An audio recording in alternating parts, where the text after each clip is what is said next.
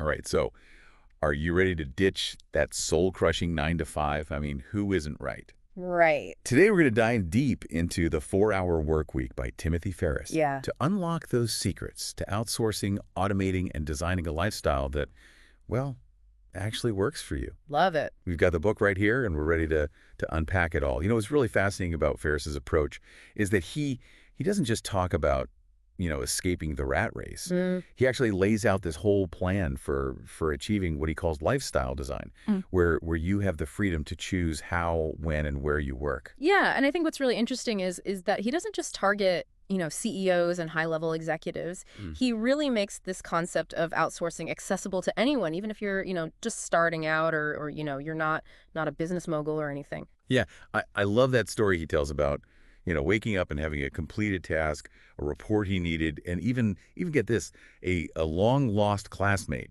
tracked down by his virtual assistant in India, all while he was sleeping soundly in New York. It's mind-blowing, right? It really highlights the power of leveraging different time zones and having someone, working for you while you're off doing other things. Yeah, and I think a lot of people hear outsourcing and they kind of picture, some CEO with a team of assistants. But Ferris really argues that anyone can benefit from it. It's about, getting the right things done by the right people, even if it's just small tasks. Yeah. And, he actually claims you could potentially save up to like 50% on tasks by working with someone in a different time zone. Yeah, that's a pretty compelling reason to consider it. I mean, think about all the time and energy you could free up by delegating those tasks that you either dread or just aren't very good at. Hmm. And it allows you to really focus on those higher value tasks that you excel at, the things that really move the needle in your business or your life. Yeah, but to be honest, I'd be a little hesitant to hand over important tasks to someone I've never met. I mean, how do you know you can trust them? Great. And what about those horror stories you hear about things getting lost in translation? Those are definitely valid concerns, and Ferris, he addresses those head on. He really emphasizes the importance of clear communication, setting clear expectations, and choosing the right people for the job. Yeah. He even talks about testing multiple virtual assistants, just like you'd interview candidates for a regular job to find the best fit. Yeah, and he also has that funny story about trying to outsource his therapy sessions. Obviously, his therapist wasn't too thrilled about that idea. Not surprising. But he did manage to outsource his worry to his VA. He'd literally write down all his anxieties and send them off. And surprisingly, it actually helped reduce his stress levels. I'm not sure I'd be comfortable with that, but it's definitely an interesting concept. It is. It makes you really think about what's truly essential for us to handle ourselves and what we can delegate. Ferris, he goes into detail about how to effectively delegate tasks and provide feedback. He even recommends something called the criticism sandwich, where you start and end with praise when giving feedback. The criticism sandwich, that's a good one. Yeah. I might have to try that myself. So let's say I'm convinced about the benefits of outsourcing. Where do I even begin? How do you find these magical virtual assistants? Is there some secret society of VAs I need to join? Not quite a secret society, but Ferris, he does provide some excellent resources. He talks about using websites like Upwork and Fiverr to find freelancers. He also recommends checking out virtual assistant firms, especially if you need a team with backup support. Think about it. What happens if your VA gets sick or goes on vacation? Oh, yeah. Having a backup system ensures your work doesn't come to a screeching halt. Yeah, that's a really good point, especially if you're relying on these folks for important tasks.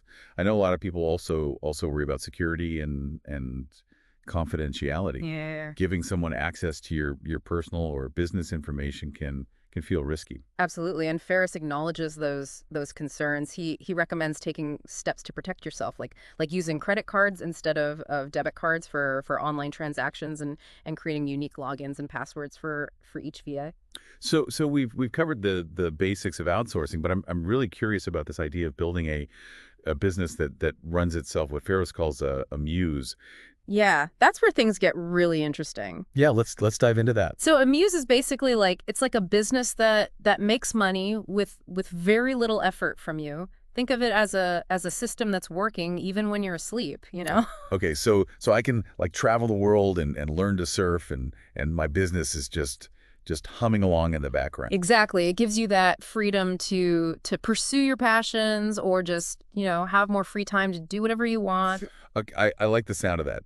But how do you actually create one of these music? I mean, I'm not exactly, you know, a business whiz. Well, Ferris breaks it down into these manageable steps. He says a successful muse, it should meet 3 criteria. So first, you should be able to test it for under $500. You don't want to risk a ton of money before you know if it's going to work, right? So start small, dip your toes in the water, see what happens. Okay, what's the second thing? Second thing is it should be able to be automated within 4 weeks. The whole point is to free up your time, not create another full-time job for yourself. Right, yeah, makes sense. And the third criteria. The third one is that it should only need like 1 day a week of management max. So I could literally be like hiking in the Himalayas or learning to tango in Argentina, and my business is still ticking along. Exactly. That's the power of a muse. Okay, hey, I'm sold on this muse concept. Yeah. But how do you find a product or service that fits these criteria? It seems kind of like finding a needle in a haystack. Well, Ferris actually gives a few different approaches. One option is reselling existing products, like those online stores that curate and sell those unique items. Right, yeah. It's pretty easy to set up, but the profit margins might not be huge. Okay, so reselling, that's one path. What are some other ways to create a muse? Another way is licensing ideas. So you come up with a brilliant product idea, and then someone else handles the manufacturing and selling part. It's very hands-off, but it can be hard to find the right partner. Okay, and then there's the option of just creating your own product, right? Exactly. This gives you the highest potential for profit, but it does take more work up front. You have to, develop the product, find manufacturers, get it out there, handle the marketing. It's more hands-on, but it can be super rewarding. But doesn't that kind of go against the whole idea of only working 1 day a week? Well, that's why Ferris talks about information products. They're really well suited for the Muse model. Information products. What exactly are those? Think about those get 6-pack abs in 5 minutes DVDs. Oh, right. Or those online courses that teach you how to code or speak a new language. Those are information products. Okay, so like those super successful dog training videos. Exactly. Those are information products. Huh. So you're telling me I could become a millionaire by making a dog training video? I don't know if my Chihuahua would cooperate, but I'm intrigued. Yeah. Why are these information products such a good fit for the Muse model? Well, for one thing, they don't cost much to produce. And they're fast to make and really hard to copy. You're basically taking your knowledge and packaging it into something people can learn from. And you don't have to be some world-famous expert to do it. Okay, but how do you become an expert? I mean, I'm pretty good at organizing my sock drawer, but I don't know if that qualifies me for anything. Oh, Ferris suggests finding a niche. Instead of trying to be an expert on everything, focus on something specific. So let's say you're really into, I don't know, knitting. Instead of trying to teach people how to knit everything, maybe you focus on teaching them how to knit like socks for left-handed people. So it's all about finding your unique angle and sharing your knowledge in a way that's valuable. Exactly. You can create ebooks, online courses, video tutorials, even membership sites. There's tons of options. Okay. Let's say I've got my brilliant Muse product idea. What's next? How do I actually launch it and start making money? Ferris recommends testing it out first before you go all in. He suggests using Google AdWords to see how much demand there is. You can create some simple ads and see how many people click on them. It's a pretty cheap way to see if people are actually interested. Okay, so you're saying I shouldn't just quit my job and invest my life savings in my dog training video, right, without testing the waters. Probably a good idea. Ferris has some great case studies in the book. He talks about this guy named Sherwood who was selling these French sailor shirts online. At first, his sales were pretty bad, but then he added this crazy 8x money-back guarantee, and suddenly his sales went through the roof. An 8x money-back guarantee. That sounds a little risky. It might sound crazy, but it worked. It showed people that he really believed in his product, and it made him stand out from the competition. So sometimes taking a risk can pay off, huh? Exactly. Ferris also tells the story about Johanna, who launched a yoga DVD just for rock climbers. But before she even made the DVD, she made this free report with 10 tips and got people to sign up for her email list. That way she could see how much interest there was and get feedback before she even launched the actual product. Okay, so test your idea, build some buzz, and don't be afraid to take a calculated risk. I got it. Yeah. But once you launch your Muse, how do you make sure it runs smoothly without needing you to constantly be there? That's where automation comes in. Ferris talks about building this virtual architecture for your business. A virtual architecture sounds impressive. What is that exactly? It's basically breaking your business down into all the essential parts, like fulfilling orders, customer service, processing payments, and then finding the right people or services to handle each of those things. So I don't have to do everything myself. I can outsource even the behind the scenes stuff. Exactly. Ferris gives a ton of examples of companies that can handle those tasks. Like you could use Shopify for your online store or Fulfillment by Amazon for shipping and Zendesk for customer service. It's all about creating a system that runs in the background. So I could potentially have orders being processed and products being shipped and customer questions being answered all without me lifting a finger? That sounds like a dream come true. But what if my Muse starts taking off? Like what if I suddenly have thousands of orders? Can this virtual architecture handle that? That's a great question. And Ferris talks about how important it is to scale things up as your Muse grows.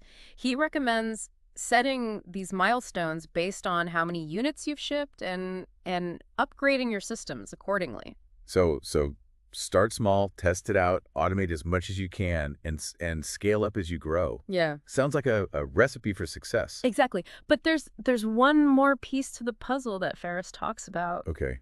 I'm all ears. What is it? Well, it's about escaping that 9-to-5 grind. Okay. Yeah, even if you have a job. Even if you have a job. Right. I mean, I think that's the dream for a lot of us, to be our own boss, set our own hours, work from wherever we want. Absolutely. But how do you actually make that happen, especially if you're stuck in a traditional job right now? Well, Ferris, he actually gives some pretty interesting strategies for negotiating remote work arrangements with your boss. Okay. He says the key is to really show that you're more productive when you're working remotely. And to kind of frame it as a win-win for both of you. Right. Sherwood, the guy with the sailor shirts, he actually transitioned to full-time remote work by gradually increasing his output and proving to his boss that he could get more done from home. So it's all about showing your value and proving that you could be trusted to work independently. Exactly. But what if your boss is just totally against remote work? Some companies are just stuck in that old way of thinking. Well, in those cases, Ferris suggests what he calls the hourglass approach. The hourglass approach. Yeah, so let's say you've got a project or maybe even like a minor emergency that forces you to work remotely for a short period. Right. Use that time to really shine, get a ton of work done, go above and beyond, exceed all expectations. Okay. Then when you go back to the office, you can use that experience as leverage to negotiate a more permanent remote work arrangement. So you're basically using a temporary situation to create a permanent change. Exactly. Clever. Yeah. Clever. But what if even that doesn't work? What if your boss is just dead set against letting you work remotely? Well, in that case, the Ferris says you should think about becoming an entrepreneur. Okay. Building a Muse can give you the financial freedom and the flexibility to design your own life on your own terms. Right. It's about taking control. Yeah, and you know what I really appreciate about Ferris's approach is that he doesn't just talk about working less. He talks about working better and creating a life that's really aligned with your values. Yeah, absolutely. He challenges us to rethink what success really means. Mm-hmm. He asks this really thought-provoking question: what could you achieve if you had an extra 20 hours a week? Right. I mean, think about it. What passions would you pursue? What adventures would you go on? What kind of impact could you have on the world if you weren't chained to a desk? It's a powerful question. It is. So to all of you listeners out there, I encourage you to take action. Start by figuring out what tasks you can outsource, maybe brainstorm some used product ideas, and think about how you can negotiate more freedom and flexibility in your work life. It's time to take control of your time and design a future where you are the boss. Couldn't agree more.